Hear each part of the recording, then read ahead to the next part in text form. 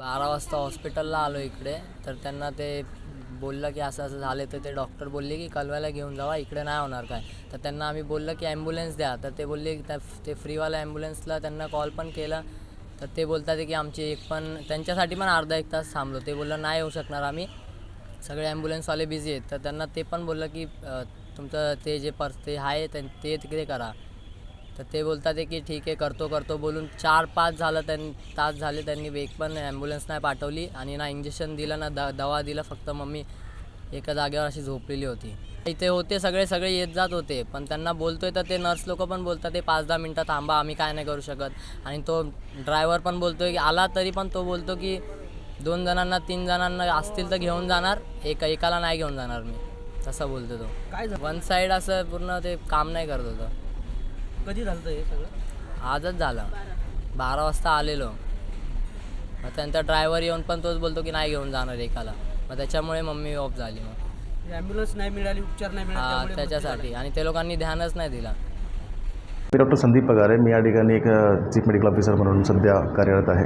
या ठिकाणी दुपारी साधारण 1च्या सुमारास एक महिला सविता बिरारदार विठ्ठलवाडी ह्या एरियात परिसरातून आपल्याकडे आलेली होती. त्यांना जे फिजिशियन डॉक्टर आहे डॉक्टर शर्मा यांनी तपासून त्यांना सांगितलं होतं की त्यांना एक स्ट्रोक सदृश्य परिस्थिती असणारे एक सिम्पटम्स आहेत. आणि त्यामुळे कसं त्यांना पुढचे जो इलाज करण्यासाठी त्यांना इंटेन्सिव्ह केअर युनिटची गरज आहे. आणि ते इंटेन्सिव्ह केअर युनिट आपल्याकडे उपलब्ध नसल्यामुळे त्यांनी सांगितलं होतं की त्यांना एक हायर फॅसिलिटी सेंटरला जिकडे मेडिकल कॉलेज किंवा हॉस्पिटल असेल त्या ठिकाणी घेऊन जाण्याची आवश्यकता आहे.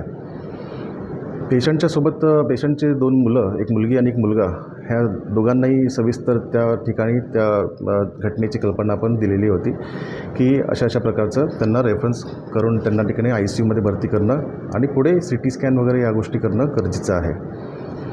तर तसं करत असताना त्यांचं जे ॲम्ब्युलन्स घेऊन जाण्यामध्ये जो आहे म्हणजे 108 जी ॲम्ब्युलन्स आहे ते 108ची ॲम्ब्युलन्स त्यांना त्या मुलांना लवकर उपलब्ध झाली नाही.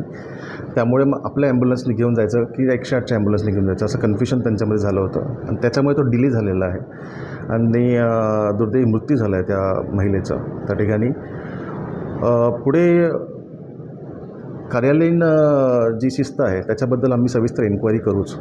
तत्पुरतं फ्री ॲम्ब्युलन्स आपल्याकडे आहे तीही अवेलेबल झाली नाही. जी अवेलेबल झाली त्यांचं असं म्हणणं होतं की एक रुग्ण आपण तिकडे नेत नाही. काय नेमकं प्रकार होता? ह्या कॉमेंटला आपण सध्या न्याय देऊ शकत नाही, कारण की आम्ही कार्यालयाने इन्क्वायरी करून मग त्या ठिकाणी पुढे आम्ही काहीतरी सविस्तर जे असेल ते त्यांचा जबाब घेऊन आम्ही त्याला आपण पुढे करूया.